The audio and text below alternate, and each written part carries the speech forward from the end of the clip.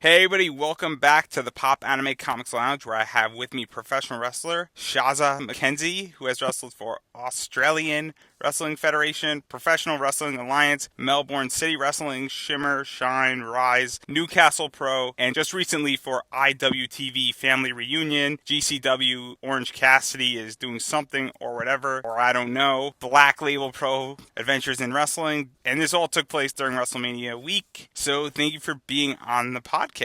Thank you for having me. Now, I am super excited because you're the first person I have done from the land down under, and a lot of my audience is American and in the UK, and I'm very curious, how did you get into wrestling, and what was it like down in Australia? Well, wrestling's not like super popular. It's still, when I say, hey, I'm a wrestler, it's not like, oh yeah, I watch wrestling. It's like, what? Like, wrestling still exists. So I started watching wrestling probably a lot later than most people. I didn't start watching it until I was 15 or 16, and it was purely because I had a boyfriend at the time who wanted to watch wrestling, and I was like, no, that's gross. I don't care for that. I'm too cool for that. But then I watched it, and I instantly remember seeing Trish Stratus walk down and then kick ass, and I was just like, oh my God, what is this? This is amazing. This woman is gorgeous, and she is beating the crap out of people, and it is great. And then I was just hooked. And so now you're hooked onto wrestling, you love Trish Stratus. At what point did it click in your head that you could do this and that you wanted to do this professionally?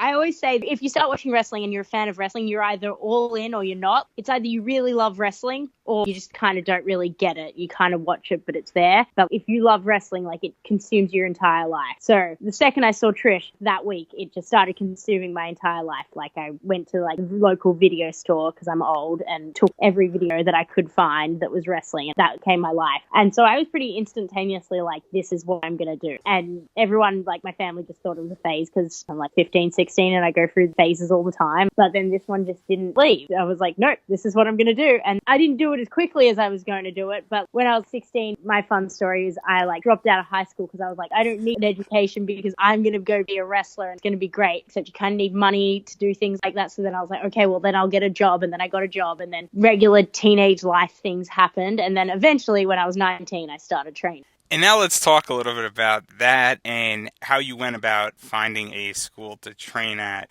Because that's how things are done in the modern era, and I think it's safe to say that you're part of that. So what was that entire experience like, you finding a school to train at? Basically, I just Googled, and the first thing that comes up is, if you Google like professional wrestling schools in Australia, is the AWF Pro Wrestling School, which is where I started training initially. And so I pretty much just saved up a bunch of money because very, very, very overpriced, and then signed up and went down. And yeah, I just Googled it because of the internet. And I'd gone to shows, so I kind of knew what I was getting into, but I'd started going to like indie shows and stuff. That's how I found my school. And then I trained there for a year before I had my first match. And then once I started wrestling, I met more wrestlers, and then I moved over to the Pro Wrestling Academy, which is PWA's school, and that's where I've trained for the last 10, 11 years since then. And now, I'm not too sure where this all fits in, but one of your trainers was Madison Eagles, and she has trained several Australian wrestlers. What was it like being trained by her, and how did this all fit into the equation, and how was your training broken up with her? Oh, I still train with her. I've trained with her for the last decade. She's one of the best professional wrestlers in the world, so if you have access to someone that is literally ranked number one in the entire world for professional wrestling, then if you're not crazy, you're going to want to choose to learn under them. So she's one of the head coaches at the Pro Wrestling Academy, which is where I've trained ever since. So I still train with her every week, still see her on a regular basis. Very, very blessed to have access to Madison Eagles. And what was it like for you, and how was it broken up between the psychological and the physical aspects of wrestling when you first came into it, and really getting down the fundamentals with her? My initial training was done at a different school where it was broken down in like a beginner's, intermediate, and then an advanced course, so to speak. And then everything else after that is just certain days you'll focus on certain things, and then certain days you'll focus on other things. And because I trained so regularly for 10 years, you're always learning. You never finish learning, and there's always something something else you can learn about psychology or about wrestling. And I've been lucky to have trained with so many different trainers that everyone has their own ways to do things, and wrestling is subjective, as they say, and you can pick and choose and figure out which bit works for you as long as everything is safe. And now let's talk about some of your early matches. And one of your early matches, and throughout the entire first year, is you had several matches against Allison Wonderland. What were those matches like? And some of them took place in Australian Wrestling Federation, Insane Championship Wrestling. What were those matches like? And I believe your first match against her was actually for the ICW Women's title. Yes. So Allison Wonderland now wrestles as Harley Wonderland, and we still wrestle quite regularly because we're still from the same area. When I started wrestling, there was this year to a 6-month gap where more girls than previous had come through in Australian wrestling. So she had started training, I think, 3 months before me, and then 3 months before her, someone else had started training. And so there was kind of like this couple of months of just new girls coming up. In 2007, 2008, if you look at Australian women's wrestling, there's a whole bunch of girls that came up in that exact time period. And I think that was our start of our women's revolution in that area. We were the first group of girls led by Madison Eagles that were done being just the sideshow on the shows, and we really wanted to be wrestlers. And that's like the Kelly Skaters and the Jessie McKays, which is now Billie Kay, Tennille, Peyton Royce. All those girls, we all came up in that same time period. And now to talk a little bit about Harley Wonderland / Allison Wonderland. Later that year, you actually beat her for the ICW Women's title. What was that like? Because the two of you had a very nice feud going back and forth that went into 2008, 2009, 2010 a little bit. What was that entire feud like, and really kicking it off with you winning a title so early on in your career? Honestly, because it's so long ago, I don't really remember. It's always fun when you get to wrestle and work with the people that you train with. It's generally easier. So it was always fun and easy getting to work with someone that I was so familiar with. And you can always sort of push the boundaries a bit further when you're working with someone that you are familiar with.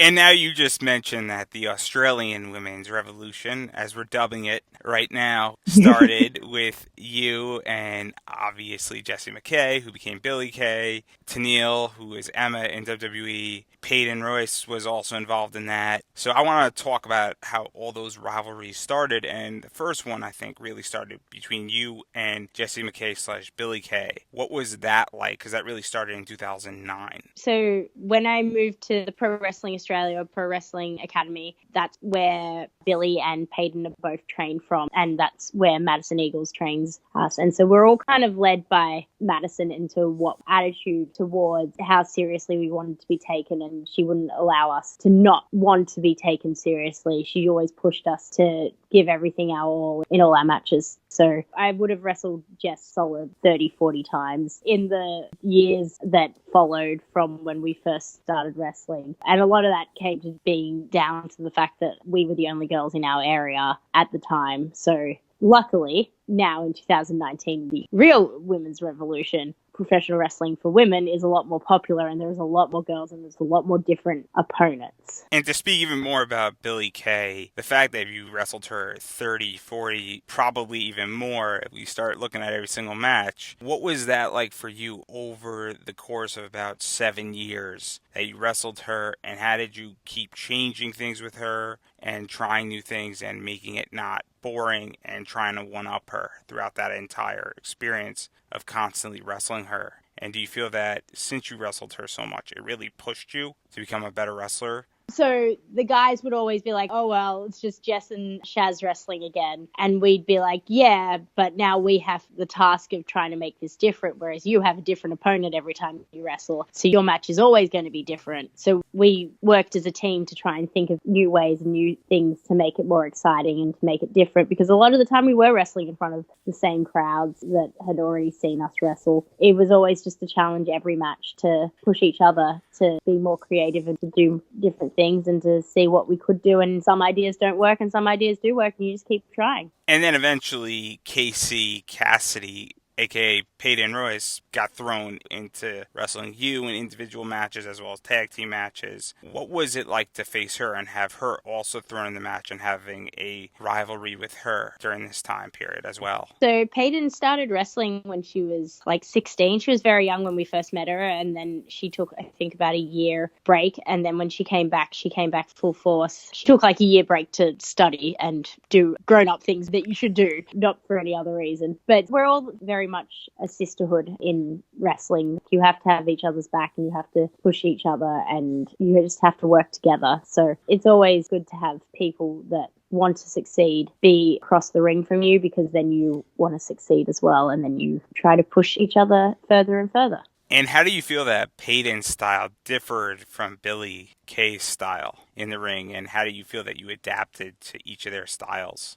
I think everyone has their own unique style. Every opponent is completely different. Even if they've trained together a million times, they'll have little things that they might do very similar, but everyone has their own style because everyone is a unique person. That's how wrestling is. There's no big difference between those two and then any other female or male wrestler. Everyone has their own unique way of wrestling. And obviously, Billie and Peyton are part of the Iconics. They are the women's tag team champs at the moment in WWE. How do you feel that you got to wrestle them at a very early stage, and that in many ways they are representing Australia as far as the women are concerned in WWE, and that they are really showcasing what Australian wrestling can be? And even to go further, we're going to speak about Tennille. She was also in WWE. How do you feel that all three of them really showcased and are showing off the Australian style in WWE? I think it's awesome. I think it's so cool to see people succeed. And before Tennille had her success, I think a lot of people, because we're so far away and so isolated from other countries, and people didn't really know that there was wrestling in Australia. So before Tennille, it was kind of like the idea of WWE was so completely far-fetched that any of us would make it. To see so many of us now make it is amazing, and I think that that's the coolest part of it all. And we're going to talk about Tennille in 1 second, but I'm really curious,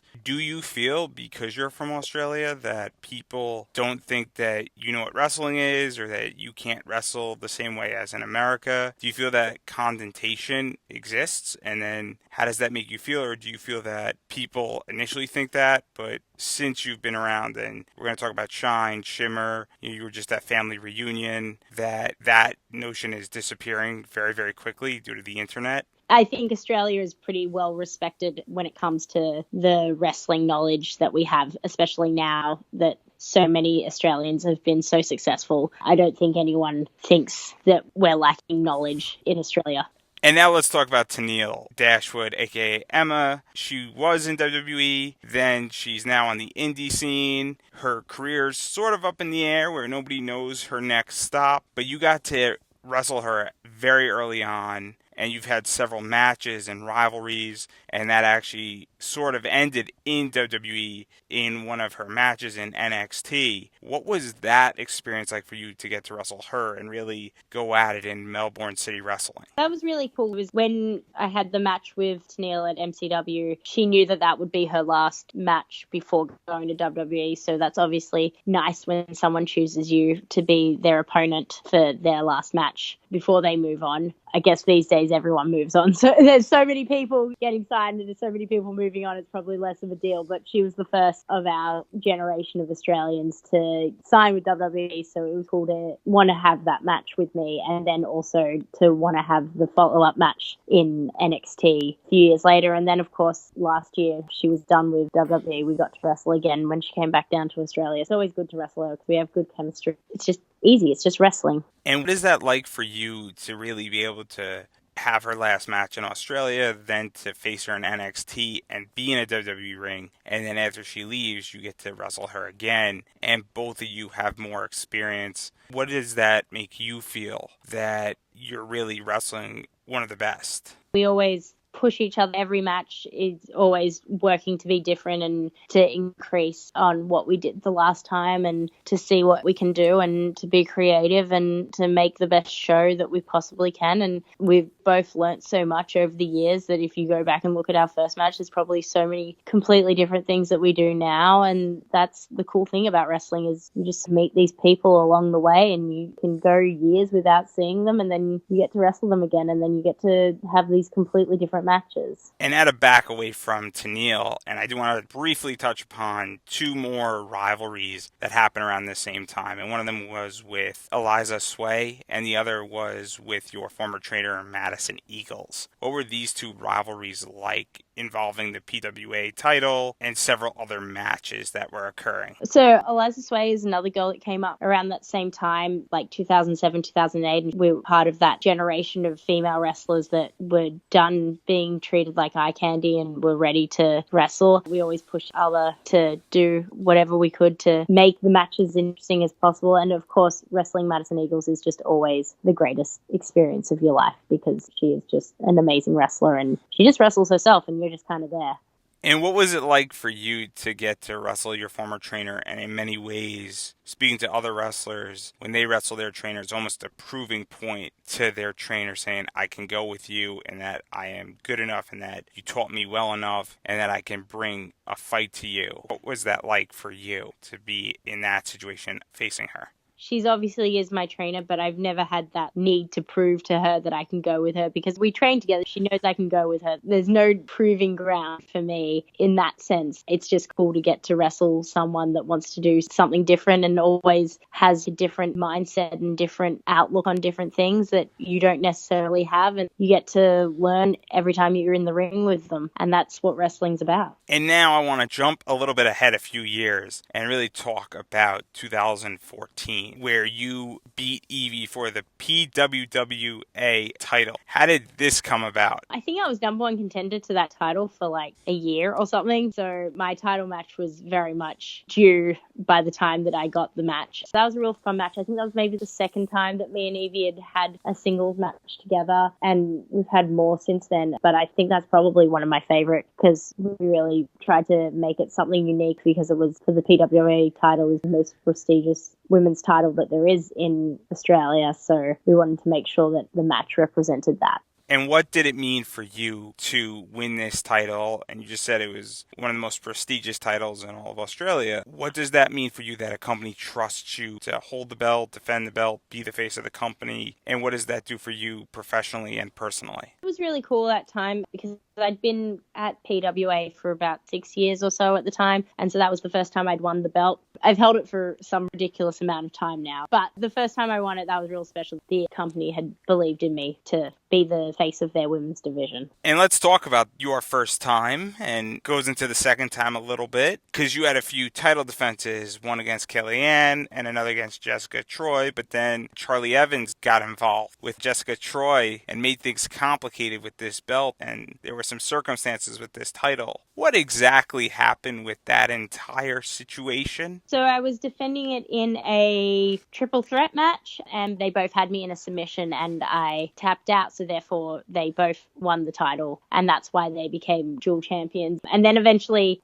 I did defeat them both in singles matches to determine that I was the true holder of the belt, which I have been since August 2017, I think, is when I won the belt back. So that was what happened with the two people ended up holding that belt. But that was a really fun thing to do, because it was so different to anything else we'd ever done. And what was that like, to really solidify that you're the true champion by beating them both? You didn't beat one person, you beat two. It was pretty cool. It's always just fun when you get to wrestle people that want to wrestle and work hard. And as this was going on, I know we're going to shift gears slightly, you also held another title, and you had a tag team run. And I love saying this because I'm never ever going to get another chance to say this, with Big Fudge, and I think it's right, but I think it's Cockblocker? It's Chock Blockers, because Big Fudge is a chocolate bar. Again, if you read it really fast, That is the joke. And then you eventually beat SMS, which is even funnier because if you know what a text message is, who is made up of Instagram and Unsocial Jordan for the PWA tag team titles. What was this like for you now representing this promotion as a tag champ? That was really cool because Instagram, who may or may not be Kyle Fletcher, and Unsocial Jordan, well, Unsocial Jordan's my husband. It's really cool when you get to wrestle with your best friends and with people that are so close to you, especially given the chance to represent the company in a male-dominated division rather than just the women's division. It was a really cool experience, and we got to do some really fun stuff with that, and we ended up having a TLC match where SMS regained the belts about a year later. And what is it like to get to wrestle your husband on the opposite side and really elevate it with tag team titles on the line? I much rather wrestling him than teaming with him because I like beating him up and we can let out our aggression. My husband is a fantastic wrestler, so I love getting to wrestle with him, and I love his creativity and his ideas, and I do enjoy rather wrestling him though than teaming. And even stepping outside of this, given that your husband's into wrestling and that you did get to face him a bunch of times, and I would imagine you were on the same show on many occasions, what is that like as far as building your psyche and really building you up, going up against each other in your separate matches, knowing that you have a travel buddy built in with you as you go to all these shows and you're on the road constantly? We're very strange, I guess. When we're on the same show, if we don't have to wrestle each other, I would very, very rarely actually speak to him throughout the day because we kind of get to the venue and then separate into our own little friendship circle-y cliques. We very much don't stay together all day, but if we do ever say I'm having a match and I'm like, oh god, there's this one move that I've got to take and I'm freaking out, it is nice to have someone to be there to talk to and be like, mate, this is scary, should I do this? And then to be like, yeah, you're fine, you can do that. So it's nice in that sense. And I think we're going to leave it there with Australia, but I do want to talk about America because you have wrestled in Shine and Shimmer starting in 2012. Obviously, those two companies are very women-centric. They are arguably the two best women companies along with Stardom. So how did this come about, and how did you get the opportunity to wrestle in the U.S.? In 2012, I pretty much did something very similar to what I'm doing right now, which is I quit my job and took all my life savings and rented an apartment in Philadelphia to train and be a wrestler and try and wrestle, and then lined it up with when Shimmer was happening and sent through my stuff and didn't get any guarantees, just got, we might use you on the pre-show, and then showed up and got on the shows and just kept coming back. And now I want to talk about Shine first, because I think your Shine experience is fascinating. It's also a little bit shorter than the Shimmer experience. And one of the cool things that happened in Shine very early on for you was you got to tag with Bayley against Allison Kay and Taylor Made. And Bayley is killing it in WWE right now. Allison Kay has done almost everything in wrestling at this point. What was it like teaming with Bayley and then also working with Allison Kay? Bayley was one of my first friends that I got when I came to America. We just sort of clicked on everything, and we still keep in touch. It's obviously a lot harder now because she has a very full schedule, and I live generally on the other side of the world most of the time. But it was really cool at the time. I think she was already signed at the time, but she hadn't reported yet. So it was a very interesting time to hang out with her and train with her and stuff. And then AK is always phenomenal, and I've wrestled her a bunch of times since then. And then another match you had in Shine was you got to team up with Billie Kay against Mia Yim, Nikki Roxx, and Santana Garrett, who are three of the most unbelievable women's wrestlers in the last 10 years. That was real fun. We made Kelly Skater straighten her hair, and then they all wore my wrestling gear, and we looked like a matching team. It's always fun when you get to work with your friends. And then there's a few more matches I want to talk about Shine really quickly. And one of them was against Miss Rachel, and the other one was a fatal four-way involving Jamie Jamison, Kellyanne, and Liberty, as well as you also had a match for the Shine Tag Team belts, and Evie was your partner for that match. What were these matches like, and what was all this going on, and even having an opportunity to challenge for belts in Shine? I really enjoyed my time with Shine.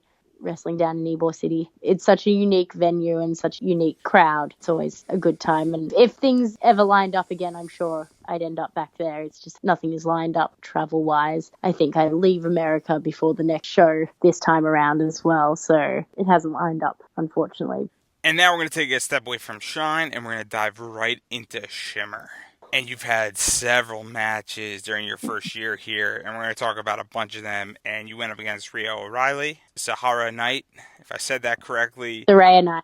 I'm not going to get it right, anybody, so we're just going to move on. Santana Garrett, Mercedes Martinez, Kimber Lee, within your first 2 years there. And these women are some of the best in the world. What was this like to be able to be in a destination that attracts the very best women's wrestlers and arguably some of the best wrestlers in the world? A lot of those matches happened very early in their careers. The match with Kimberly was her first match in Shimmer. Her first singles match in Shimmer was against me, and her first tag match in Shimmer was against me as well. So that's a pretty cool thing that's happened. Rhea O'Reilly, we both came to Shimmer at the same time. So we were like both little rookie girls, and then we've both progressed over the years and really honed our craft. So it's really cool, those matches in the first few years with people as they were just starting their career or just getting steam, as opposed to nowadays when they're all bona fide stars. And as these matches were occurring, you then got to also team up with Veda Scott. We were a tag team for the first 2 years that I was in Shimmer, and then she turned bad, and then now we don't like her. And let's talk a little bit about some of the matches you had and what led up to that entire circumstance. So you faced Allison Kay, Taylor Made. You faced Cherry Bomb and Kimberly, the Canadian Ninjas, Nicole Matthews and Porter Perez, and Regeneration X, Allison Danger, and Leva Bates. And all 8 of these women, including you and Veda, are fantastic. So what was that like to go up against these teams and be involved with them and really dealing with a whole plethora of styles of tag team wrestling and women's wrestling and being in the mix? Anything Shimmer weekend related is so completely different to anything else you'll do in wrestling ever. It doesn't matter if you're in tag matches or singles matches. It doesn't matter if you're the first match on the card or the last match on the card. Everything is so intense and so chaotic that you never have a chance to really even be aware of what you're doing and your surroundings, because it's Saturday and Sunday and there's 2 tapings a day. You're there from midday till 9 o'clock Saturday, and then you're there from like 9 a.m. till 7 o'clock on Sunday, and you just don't have time to plan and think and even realize what you're doing until the whole weekend is over, and then you're like, oh, I just got to wrestle so-and-so, that's really cool, or I just did this, that's really cool. But while it's all happening, you're just in a state of chaoticness that you just don't even know what you're doing. And also, as a team with Veda, you get to team up with Christina Von Erie, and she's just a cool person to look at in general and how punky she is, and she's the Tracer of wrestling. That's an Overwatch reference, everybody. And she's done a lot of cool stuff for Global Force Wrestling and a bunch of other companies. What was it like working with her? I'd completely forgotten that 6-man happened. But no, that was really cool. That was years ago now. It was good. It was cool. I think if we got to do it again now, it'd be even better.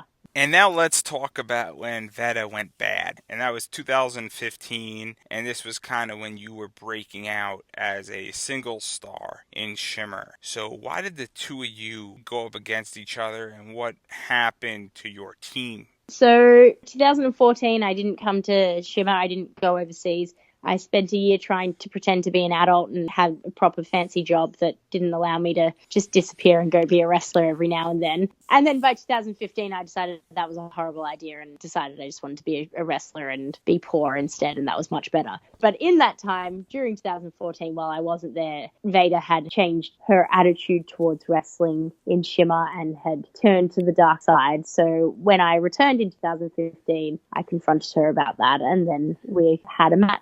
And that is pretty much how it happened. And throughout Shimmer and a few other companies, you and Veda have had a bunch of matches between each other. How do you feel that feud has played out, of you beating her, she beating you, and the two of you constantly going at it between each other? I think it's been really cool, real fun. It's cool to still be growing and creating new things, working as a team in matches, essentially. And now to back off of Veda and to talk about Shayna Baszler, as she is one of the toughest women in NXT. She looks like a champion. She acts like a champion. whether you love her or hate her, and you had 2 matches up against her. And I think she was in NXT at the time that you had those matches, or she was just about to go in. What was it like to go up against her and really have those matches against one of the futures of, I think, WWE's women's division? I think those matches really, especially the second one, proved to everyone how tough I can be, mainly because I split my head open and had to get 7 staples, but still finished the match while pouring blood out the back of my head, which was very scary once I realized what had happened, but that was after I'd finished wrestling. So yeah, I think those matches made people think I was a bit of a badass because I beat Shayna. And to speak about that, are you one of those people that no matter what the injury is, you're going to finish the match? Luckily, I've never had to really find out. And now you just said you're a badass, and I think in 2017 you got some gold to match that statement as you beat Nicole Savoy for the Heart of Shimmer Championship. How did this match come about, and what did it mean for you to finally get gold in Shimmer? For them to trust an international with the belt is something that they don't always do, and to have them allow me to wear that belt for a year and a half, whatever it was really cool, and I really enjoyed my time as a Heart of Shimmer champion. I really think it helped grow me as a professional wrestler. And as champion, you had various successful title defenses against some of the best, including Nicole Matthews, Courtney Rush, Kellyanne, cheerleader Melissa, Veta Scott, a no contest with Allison Kay, one of my favorite wrestlers, Tessa Blanchard, Hudson Envy, and Shotzi Blackheart. What was your mentality as champ going into each of these matches, as these women have and are at the top of the top in women's wrestling right now? It was just to prove that I belonged holding that belt, and to hold on to the belt as long as I could, and to prove that I deserved my spot on the card. There's a few more wrestlers I want to talk about, and one of them is Zoe Sky, who has been on this podcast, and I'm a fan of Zoe Sky. What was it like to go up against her? She's fantastic, and she had her Heart of Shimmer run that just ended the other week, but she did so well in all of her matches, and I think that really helped show people what she could do as well. It just helps people take notice of your matches a bit more, and then they realize how much more you can contribute to the business. And there are 2 more matches I want to talk about with Shimmer. One was against Alicia Edwards, who's doing some cool stuff in Impact right now. And her husband is an amazing wrestler as well. And then Sue Young, who might or might not be alive. So what was it like going up against these 2 women? It was really cool. Anytime I get to wrestle someone that I haven't worked with before, that's all I ever want. That's why I do this, because that's how you learn and you grow. If you're constantly working with the same people, it's a different challenge, but there's such a challenge of working with someone new. And I was really happy with how both those matches turned out. And now that's where we're going to end with Shimmer, but I do want to talk about WrestleMania week, because that was a pretty crazy week for wrestling. And it really started with Battle Club Pro. What was that week like just in Battle Club Pro that eventually led to IWTV Family Reunion, where you faced against Chris Strattonlander and Solo Darling with Jessica Troy as your tag partner? What was these 2 matches and situations like really kicking off WrestleMania weekend for you? My WrestleMania weekend was pretty much me teaming with my best friends from Australia to fight the best wrestlers in America. So it was pretty fun. Very exhausting, but pretty fun. So I got to team with Indy Hartwell at Battle Club Pro, and then to get to team with Jessica Troy again, who I love wrestling and I love teaming with, and I think she's the greatest. And to wrestle Chris Statlander, who's a huge breakout name at the moment, and Solo again was really fun and only a little bit exhausting. And also during this week, you were part of Game Changer, and how do you feel about dodgeball? I was disappointed that we didn't get to actually play dodgeball. That upset me. But I understand we had to have a wrestling match. But I was excited to play dodgeball. I think that was a fun match because it was just so many different characters and completely different people from all over the world coming together in this one match. It was a very interesting experience. And continue to speak about your WrestleMania week. It was part of this event called The Collective, and you were on several of those matches and those shows. It was all in the same building. Just to give a little background, what was that like for you to be able to represent Australia and show what Australian wrestling is, what it is capable of doing, and really introducing it to an American audience? It was really cool. I never tried to really represent my country because I think there's a lot better guys and girls that come out of Australia. I'm just out there trying to represent what I can do and what I can bring. And then hopefully if that gets people watch me and then go, oh, who's this? And then they look a little further and then they end up watching PWA or MCW or something from Australia, then that's the ultimate goal, is to bring the eyes back down to our wrestling in Australia so that everyone down in Australia can get the exposure that they want and deserve, because right now they just work really hard and are very far away from everyone. And now I think that is a perfect place to stop as far as your career. I know we skipped some matches and we glossed over some feuds and some other things that occurred, but I do want to pick your brain, and I'm curious as to what advice you have for people who want to get into wrestling, as you've been doing this for over 10 years now. I think you just have to try. It can be really scary and daunting and everything like that. It's a whole new experience if you've never trained before, but you just have to go out and try and go to the gym and try to eat healthy and try to put as much effort into it as you can. It's not always going to work, but put in the work, and good things happen to good people. And then finally, I would like to give you an opportunity to promote yourself. Do you have a Facebook, Twitter, Instagram, website, merch? So my Instagram and my Twitter is both Shazza_McKenzie. My Facebook is Shazza McKenzie Pro Wrestler. And then I have a Pro Wrestling Tees, which is just Pro Wrestling Tees /Shazza McKenzie.